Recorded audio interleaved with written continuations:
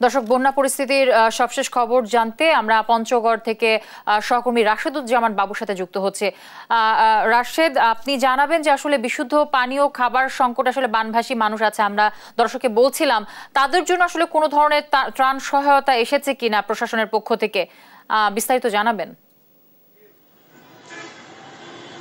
ধন্যবাদ জ্যোতি আপনাকে। আসলে আপনি যেমনটি বলছিলেন যে ত্রাণ সামগ্রিক কথা, আসলে গত কাল এবং গত পরশু যদি বলি তাহলে স্থানীয় যে মেয়র রয়েছেন তিনি এবং স্থানীয় যে এমপি আছেন তিনি কিন্তু আসলে শুকনো খাবার এবং ত্রাণ কিন্তু বিতরণ করেছেন পঞ্চগড় পৌরসভার বিভিন্ন এলাকায়। আপনাকে যদি জানাই যে আমি যে জায়গায় দাঁড়িয়ে আছি এটি হচ্ছে পঞ্চগড়ের সবচেয়ে বড় নদী, যেটি করতোয়া নদী।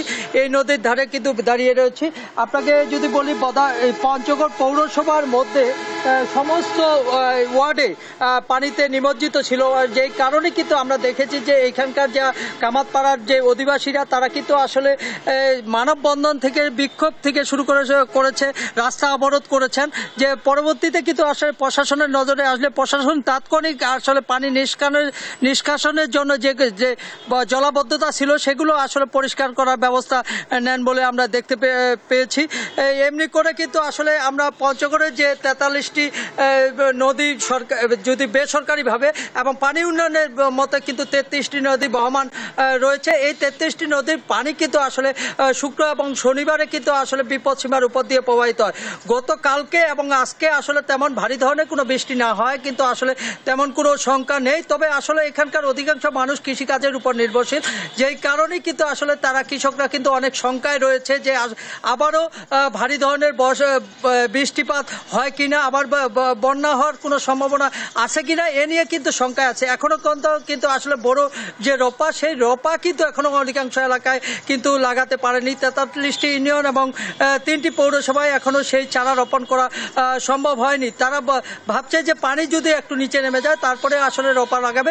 তবে এর মধ্যে কিন্তু শঙ্কার মধ্যে রয়েছে যে আবারও আবহাওয়ার যে পূর্বাভাস, সেই আবহাওয়ার পূর্বাভাসে যা বলছে যে আসলে আরও বন্যা হওয়ার সম্ভাবনা রয়েছে, যেই কারণে তারা কিন্তু শঙ্কিত। এই আবাদ যদি আসলে না উঠে বা না উঠাতে পারে বা ফলন ভালো না হয় তাহলে কিন্তু এখানে খাদ্য ঘাটতি দেখা দিবে বলে এরকম একটি আবাদ রয়েছে।